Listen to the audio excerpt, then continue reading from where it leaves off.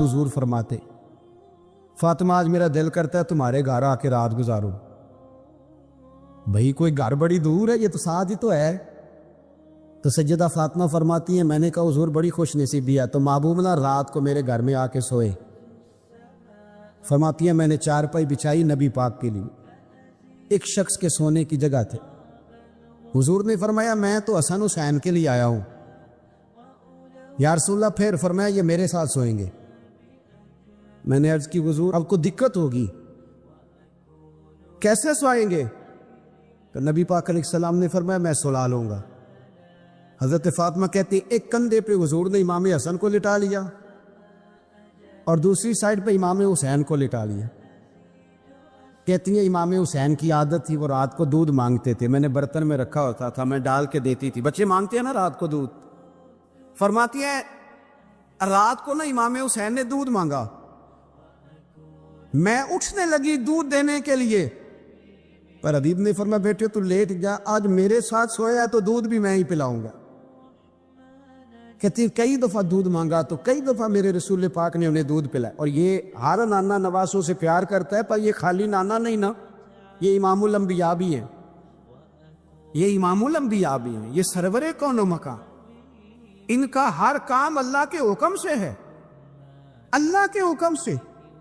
حضرت سیدنا عبداللہ ابن عمر رضی اللہ تعالیٰ عنہ فرماتے کہ نبی پاک نے پیغام بھیجا سیدہ فاطمہ کو، فرمایا حسن کو بھیجو میرا ملنے کو دل کر رہا ہے. تو کہتی ہیں وہ گھر میں نا دیر ہو گئی امام حسن کو آنے میں. اعلیٰ حضرت فرماتے ہیں مجھے لگتا ہے کہ بی بی صاحبہ غسل کرانے لگ گئی تھی، کپڑے تبدیل کرا رہی تھی. مائیں کرتی ہیں نا بچہ باہر جانے لگا تھے واپس آ پہلے کپڑے بدل، تو ذرا دیر ہو گئی تو نبی پاک بے چین ہو گئے، ماں حسن آ کیوں نہیں رہا، آ کیوں نہیں رہا، میرا ملنے کو دل ہے.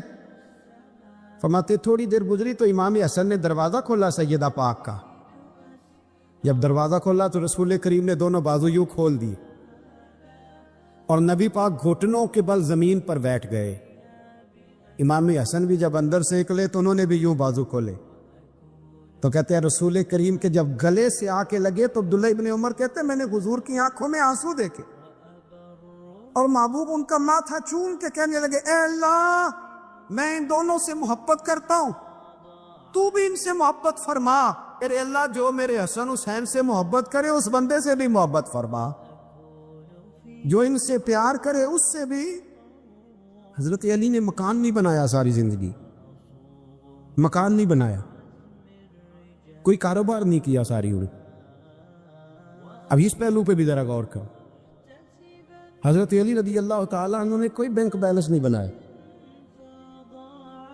صحابہ کرام علیہم رضوان فرماتے ہیں بڑے بڑے رشتے آئے سیدہ فاطمہ کے لیے، بڑے بڑے امیر کبیر لوگوں. حضور نے فرمایا میں رب کے فیصلے کا انتظار کر رہا ہوں.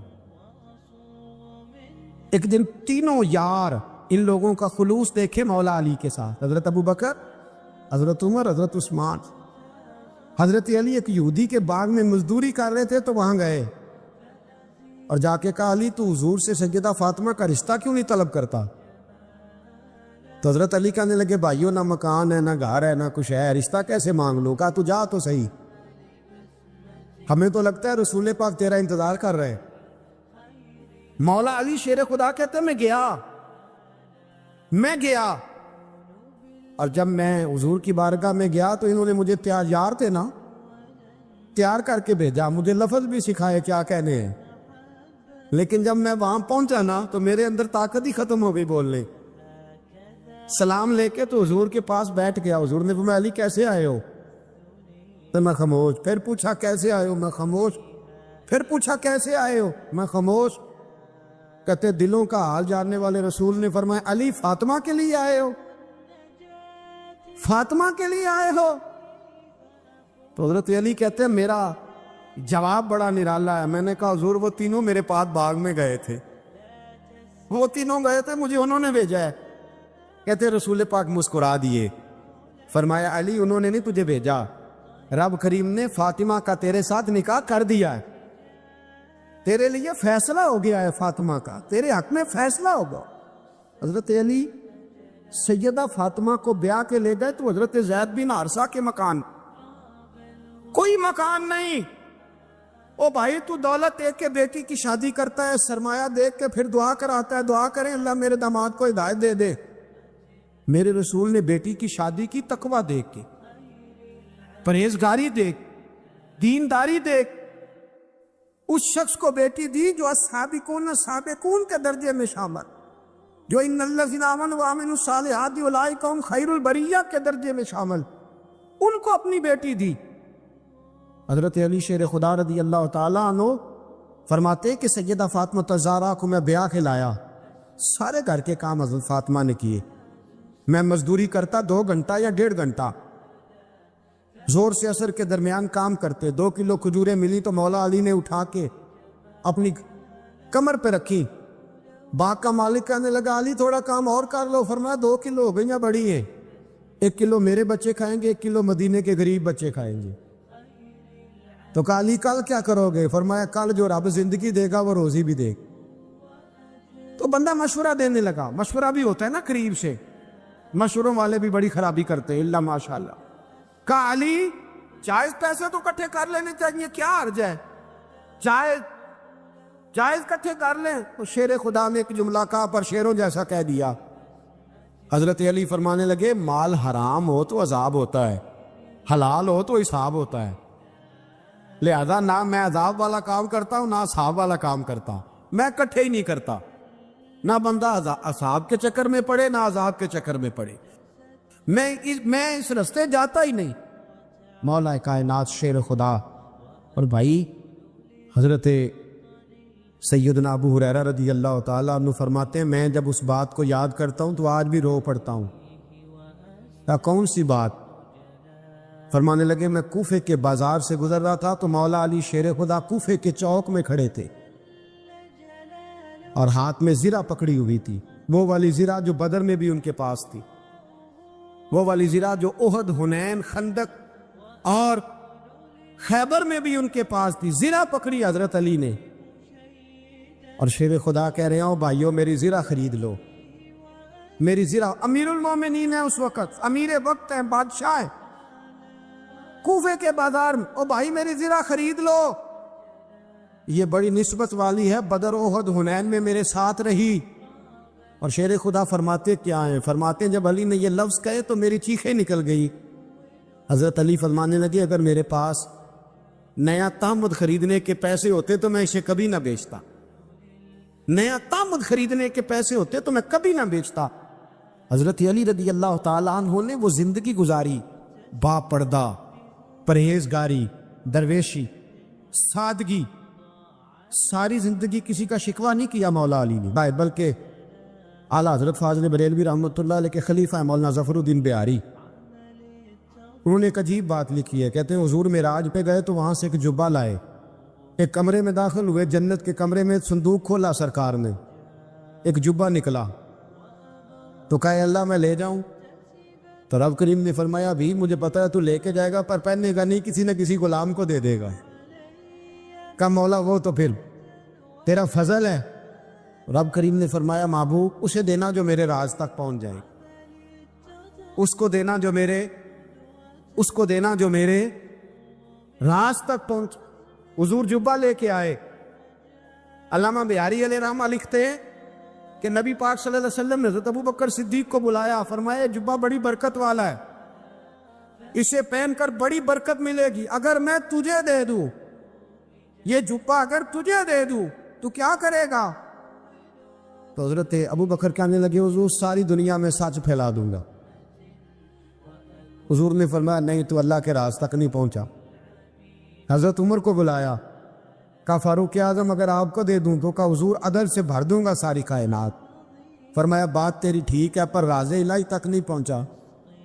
عثمان اگر تمہیں دوں تو جناب عثمان غنی رضی اللہ تعالیٰ عنہ عرض کرنے لگی حضور اگر مجھے ملا تو میں حیا کی چھاؤں کر دوں گا, ہر جوان ہر بچی کے لیے حیا کے فیصلے کروں گا اللہ تعالیٰ کی دی ہوئی طاقت سے. حضور نے فرمایا بات تیری بڑی خوب ہے پر تو مراد تک نہیں پہنچا. میرے رسول نے مولا علی کو بلایا, پاس بٹھایا, فرمایا علی اگر یہ جبہ تجھے دوں تو کیا کرے گا؟ حضرت علی نے آنکھ کھول کے حضور کا چہرہ دیکھا, عرض کرنے لگے محبوبہ اگر مجھے مل گیا تو میں اللہ کی مخلوق کی پردہ پوشی کروں گا، میں رب کی مخلوق کی میں پردے ڈالوں گا مخلوق کے عیبوں پر، میں چھپاؤں گا اس جبے کی برکت سے۔ حضور کی آنکھوں میں آنسو آئے، فرمایا تو رب کے راز تک پہنچا ہے، جبہ تیرا ہی بنتا ہے، تو پہنچا ہے اللہ کے راز تک۔ میرے حبیب کریم سید عالم صلی اللہ علیہ وسلم کی خدمت میں کچھ لوگ آئے کہ حضور علی نے سختی کی ہے ہم پر، شیر خدا نے سختی کی ہے، بعض جنگ کے موقع پر کہیں سپہ سالار بنے ہوگے یا جو معاملہ تھا، سختی کی ہے۔ کہتے حضور کی بارگاہ میں لفظ کہے تو نبی پاک ناراض ہو گئے، فرمایا تمہیں پتہ ہے علی کون ہے؟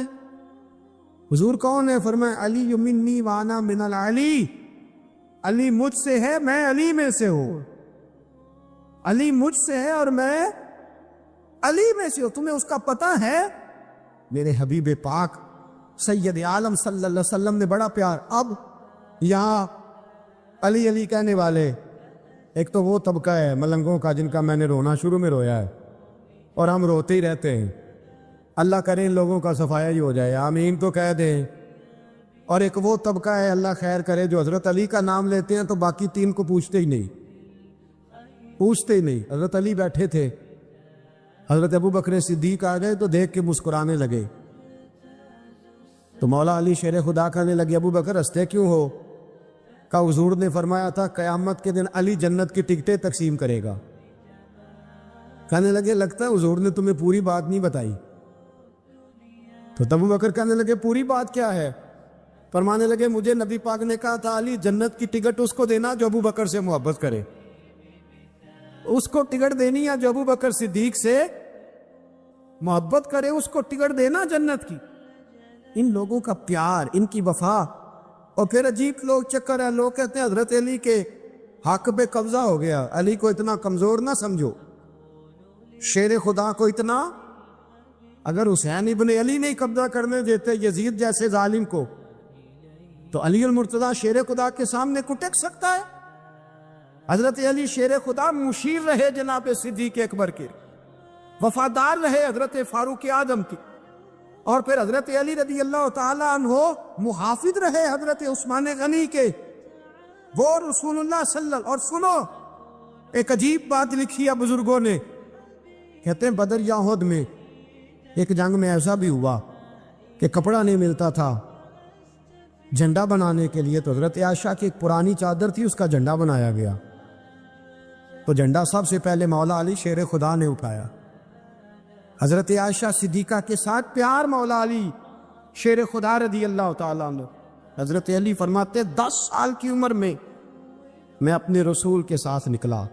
آج بڑی بڑی کوٹھیاں پیروں کی، علماء کی، اور جو زیادہ علی علی پکارتے ہیں وہ ذکر کرنے کے زیادہ پیسے اکٹھے کرتے ہیں، وہ بیچتے پھرتے ہیں ذکر اہل بیت، بکتا پھرتا ہے، اور اس قدر زیادہ ظلم کرتے ہیں کہ اہل بیت کا نام لے کر صحابہ کرام علی رضوان پہ تان کرتے، رسول اللہ صلی اللہ علیہ وسلم کے غلاموں پہ معاذ اللہ تان کرتے۔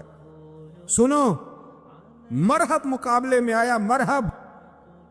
حضرت علی رضی اللہ تعالیٰ عنہ فرماتے 1000 کے مقابلے میں وہ لڑا کرتا تھا، میرے مقابلے میں آیا تو کہنے لگا بھتیجے تجھے پتہ ہے میں مرحب ہوں، میں مرحب ہوں، تجھے پتہ ہے کیسے مقابلہ کرو گے، تمہیں پتہ ہے؟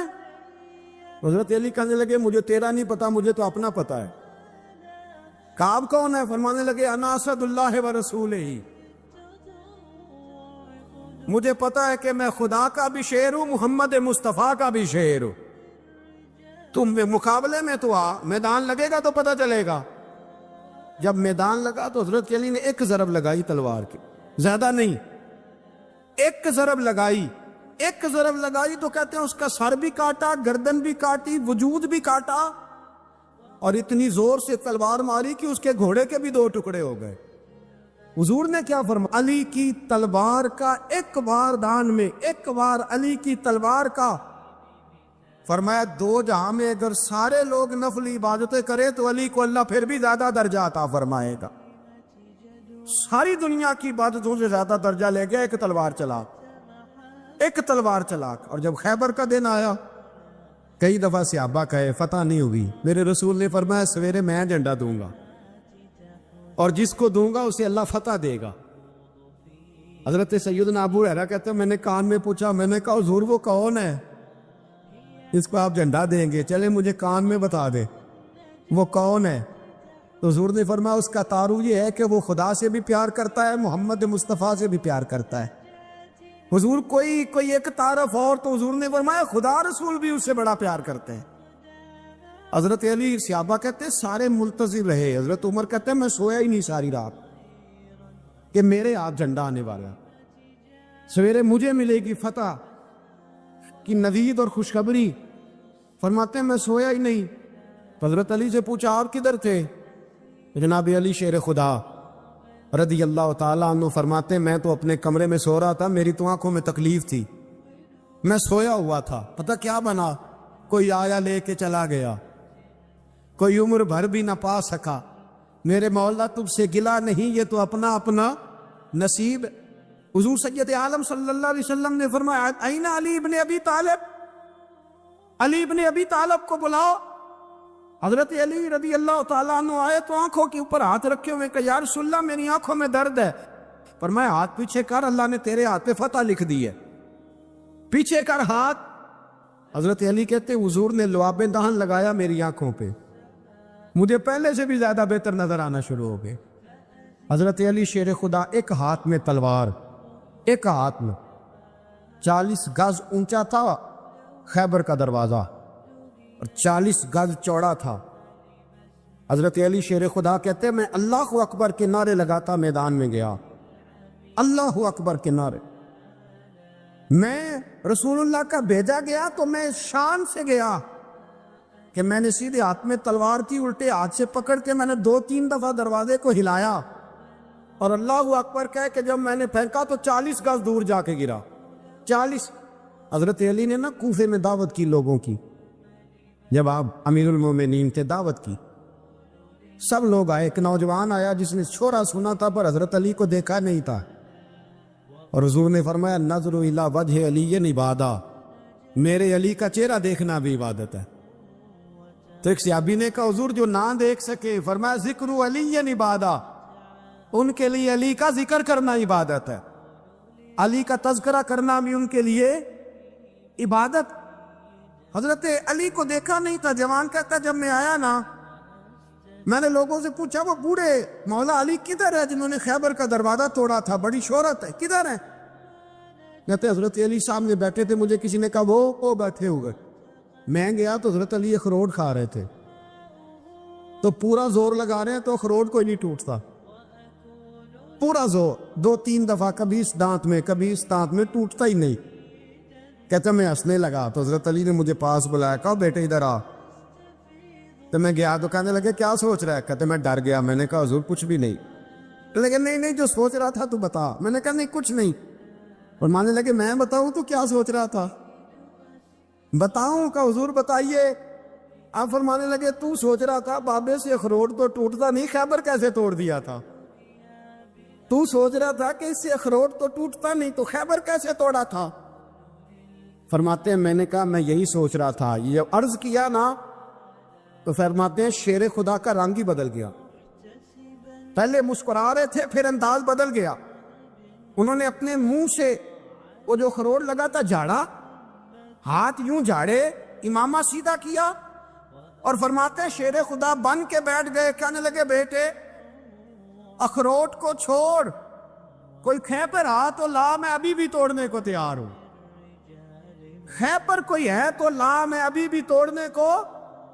دیواریں ہلتی رہتی ہیں اور در کانپ جاتا ہے، علی کا نام سن کے اب بھی خیبر کانپ جاتا ہے، میں تو اس کو چھوڑ اخروٹ کو تو لا۔ کہتے ہیں میں نے کیفیت دیکھی تو حضرت علی کا تو رنگ ہی بدل گیا۔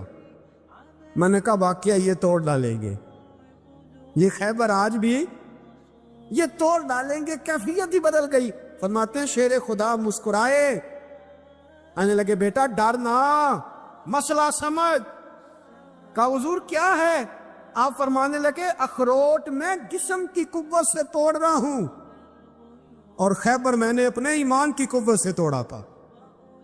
میرے ایمان میں آج بھی بڑی قوت ہے، آج بھی اگر کفر للکارے گا، آج بھی اگر دین کا دشمن للکارے گا، علی کا جذبہ جہاد آج بھی بڑا جوان ہے۔ میں نے پہلے بھی ایک دفعہ عرض کیا تھا، ایک بزرگ مجھ سے کہنے لگے کہ آپ دعا کریں میرے بیٹوں کو اللہ نرمی عطا کر دے، وہ بولتے نہیں ٹھیک، ان کا لب و لہجہ صحیح نہیں ہے۔ تو میں نے ان سے کہا کہ بزرگوں جہاں تک میں جانتا ہوں کوئی ایسی بات ہے تو نہیں۔ تو وہ کہنے لگے کہ جس طرح آپ سمجھتے ہیں نا، ہمارے رشتہ دار بھی اور اہل علاقہ سارے یہی سمجھتے ہیں، پر میں تکلیف میں ہوں، میری بیوی تکلیف میں۔ میں نے کہا کہ پھر آپ یہ اتنی زیادہ پردہ پوشی کس بات کی؟ تو وہ کہنے لگے کہ ڈرتا ہوں، اگر لوگوں کے سامنے ہم بات کرتے ہیں تو لوگ کہتے ہیں کہ تم نے تربیت نہیں صحیح کی، اگر میں بات کرتا ہوں تو لوگ مجھ پہ شک کرتے ہیں، کہتے ہیں تو نے رزق نہیں صحیح کھلایا۔ تو میں درد میں رہتا ہوں، کپڑا اٹھاؤں گا تو میرا اپنا بدن برہنہ ہو جائے گا۔ یار وہ کتنی تکلیف میں ہے باپ جو اپنے سگے بیٹے سے بات نہیں کرتا کہ پتہ نہیں کہاں سے بولے گا، کیا جواب دے گا میری بات کا، یعنی ڈرتا ہے، سہما ہوا رہتا ہے۔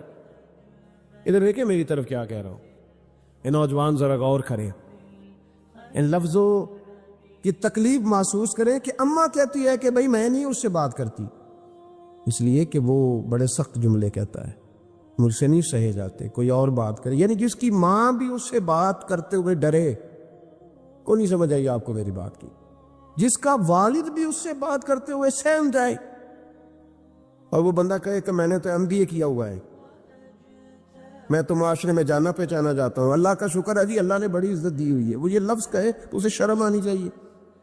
جس کے استاد بھی اسے کام بتاتے ہوئے ڈرے کہ بدتمیز ہے، نہیں کرے گا کہ نہیں۔ اگلے لفظ اس سے بھی خطرناک ہیں، جس کا مرشد بے جھجک جسے کام ہی نہ بتا سکے، اور جس کو کام کہنے چھوڑ دے، جس کے حوالے سے لوگ خاموش ہو جائیں کہ بس مطلب کیا ضرورت ہے، جب اس پہ بات بوجھ بنے گی تو اس شخص کو پھر سوچنا چاہیے نا کہ وہ زندگی کس لیے گزار رہا، اس کا پھر انداز کیا ہے۔ بزرگ جن کی وجہ سے تکلیف میں ہو، آزمائش میں ہو، درد میں ہو، اور یار جو آدمی نیک ہو رب فرماتا ہے اس کا تو میں حیا کرتا ہوں، اللہ کہتا ہے اس کی تو میں قدر کرتا ہوں، میں اس کی۔ دیکھیں نا میرے نبی کریم صلی اللہ علیہ وسلم نے فرمایا جب سفید داڑھی والا شخص قبر میں جاتا ہے، یہ ترمذی کی حدیث ہے، تو رب کریم فرماتا ہے فرشتوں اسے عذاب نہ دینا، مجھے حیا آتی ہے، یہ سفید بال لے کے آ گیا۔ تو جس کی اللہ حیا کرے اس کی میں نہ کروں، اس کی نوجوان نہ کرے، اس کا سیان، جس کی اللہ حیا کرے اس کی ہم حیا ہی نہ کریں، ہمارا لب و لہجہ خطرناک اور خوفناک حد تک چلا جائے، ہمیں ڈھب اور سلیقہ ہی نہ ہو، ہم کہیں او گرم خون ہے جی ذرا احتیاط سے بات کرنا، کیا معنی ہوا اس بات کا؟ گرم خون اور ہوتا ہے اور بے ادبی والا خون اور ہوتا ہے، ان دونوں میں فرق ہوتا ہے۔ حضرت سعد بن معاذ رضی اللہ تعالیٰ عنہ نبی پاک صلی اللہ علیہ وسلم کے پاس آئے تو ان کے قبیلے کے کچھ نوجوان بھی وہاں بیٹھے تھے۔ حضرت سعد بن معاذ ان میں سے بوڑھے تھے، بزرگ تھے، اور جب وہ آئے تو وہ نوجوان بیٹھے رہے۔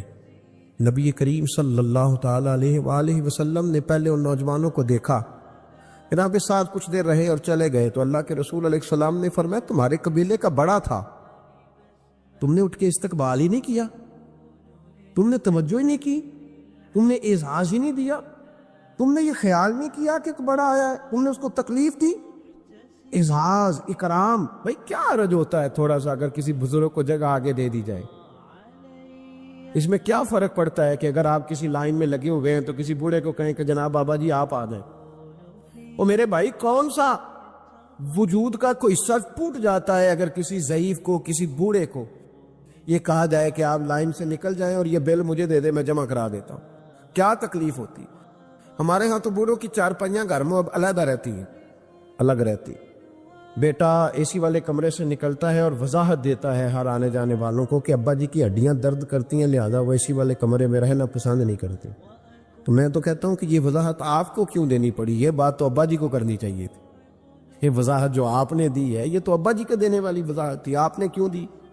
ابا جی کے لیے اس طرح کا کمرہ ہے گھر میں جس طرح کا سٹور ہوتا ہے نا پرانے کپڑے رکھنے والا، وہ کمرہ ہے۔ حدیث سنانے لگا ہوں، اللہ کرے آپ کو یاد رہ جائے، اللہ کرے آپ کو یاد رہے۔ مشکات کی حدیث ہے، بڑے خوبصورت لفظ ہیں۔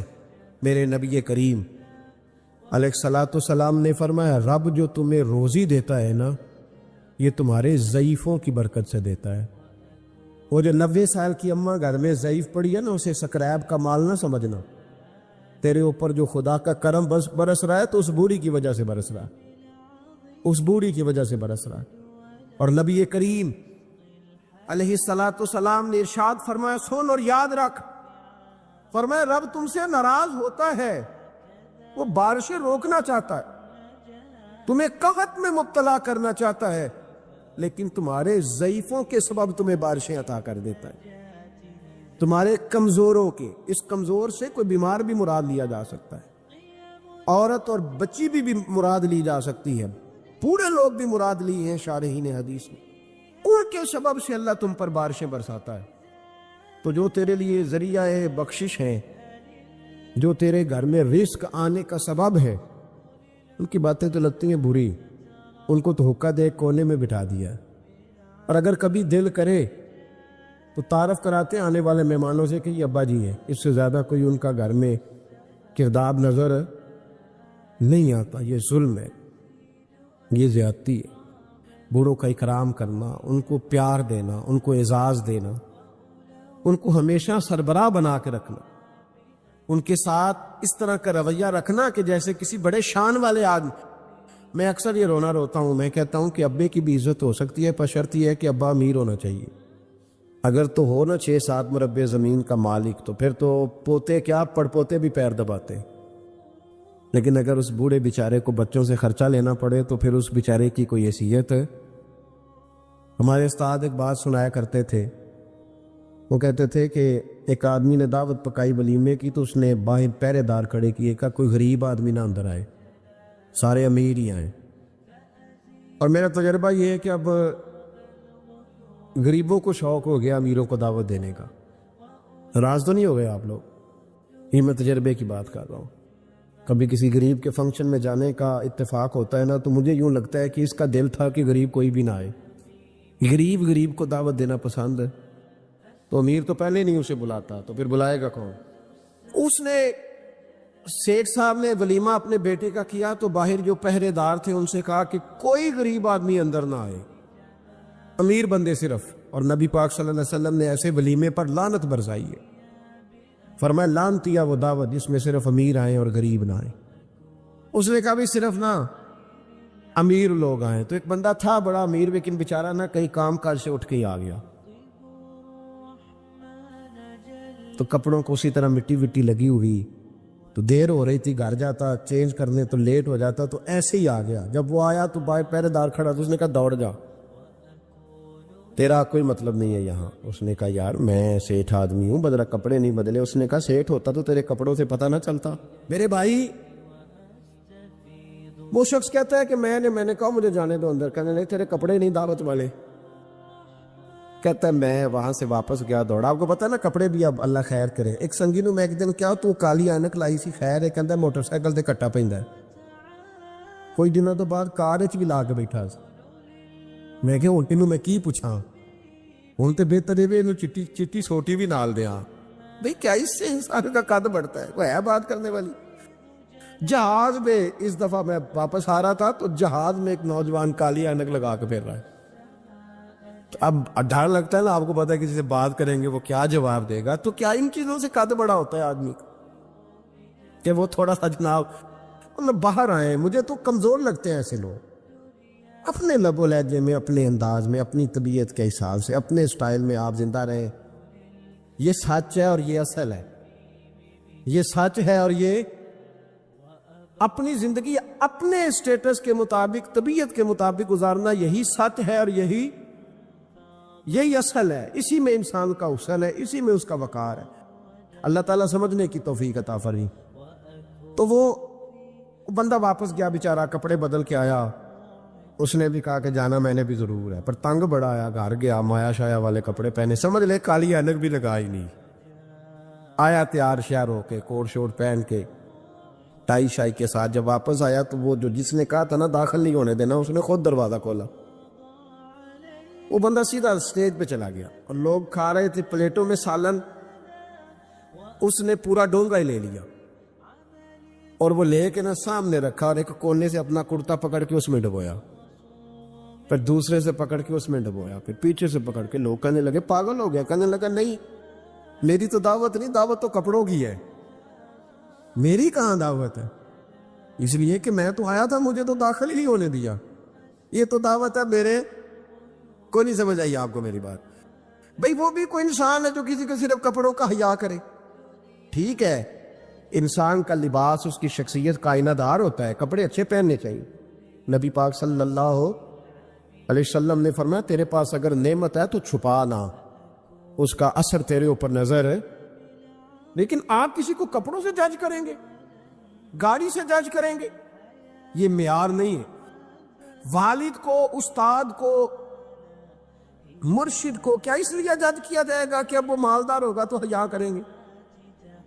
اور بھائی ماں اگر کسی کھیت میں بیٹھ کے اپلے بھی تھاپ رہی ہو نا، اور وقت کا شیخ الحدیث کسی بہت بڑی مسجد میں بیٹھ کے حدیث بھی پڑھا رہا ہو، اماں وہاں اپلے تھاپ رہی ہے، تو اس محدث سے وقت بھی جنت اسی ماں کے قدموں کے نیچے، وہیں سے اسے جنت ملے گی. یہ نہیں ہو سکتا کہ وہ کہے جنت کہیں اور سے مل جائے گا. بے شک وہ بیچاری اپلے تھاپ رہی ہے، گوبر کے ساتھ کام کر رہی ہے.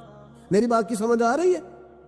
بزرگوں کا اکرام کرے، احترام کرے، ان کو ادب دینا سیکھے، ان کے ساتھ لحاظ والا رویہ اختیار کرے. نبی کریم علیہ السلام کے صحابی حضرت ابو ہریرہ رضی اللہ تعالیٰ عنہ فرماتے ہیں کہ حضور سید عالم علیہ السلام کے پاس میں بیٹھا تھا تو چند نوجوان حضور کے پاس بیٹھے تھے. جہاں ہم بیٹھے تھے وہاں جگہ کچھ تنگ تھی. ایک بزرگ آ گئے سفید داڑھی والے، انہوں نے سلام لی. نبی پاک علیہ السلام نے سلام کا جواب دیا تو حضور نے نوجوانوں پہ 2-3 دفعہ نظر ڈالی، وہ بیٹھے رہے، ان کو جگہ نہیں دی، تھوڑے سمٹے نہیں. تو کہتے ہیں رسول پاک علیہ السلام نے بات کی تو میں کانپنے لگا. اللہ کے حبیب نے فرمایا من لم یرحم صغیرنا وَلَمْ يُعَكِّرْ كَبِيرَنَا فَلَيْسَ مِنَّا. فرمایا جس کو چھوٹے پہ شفقت نہیں کرنی آتی اور جس کو بڑے کی عزت نہیں کرنی آتی، اس کا تو ہم سے تعلق ہی کوئی نہیں. فَلَيْسَ مِنَّا، وہ ہم میں سے. فرمایا وہ آئے تم نے جگہ ہی نہیں دی، یہ سفید داڑھی والے شخص کا اکرام نہیں کیا، اس کو تم نے جگہ ہی نہیں دی. اور ہم لوگ یہ سمجھتے ہیں، یہ نوجوان یہ سمجھتے ہیں کہ ہم نے کون سا بوڑھے ہونا ہے، ہم نے کون سا بوڑھے ہونا، ہم نے تو سدا جوان ہی رہنا. ایک کلرک نے نا ایک دفعہ کسی بہت بڑے رائٹر کو کہے کہ اپنے نام سمیت، اس نے کہا تھا میرا نام، ایڈریس، فون نمبر سمیت یہ بات اپنے کالم میں درج کر دو. اس نے کہا کہ میں کلرک تھا، تنخواہیں وغیرہ دیتا تھا کسی بینک میں یا کسی ایسے ہی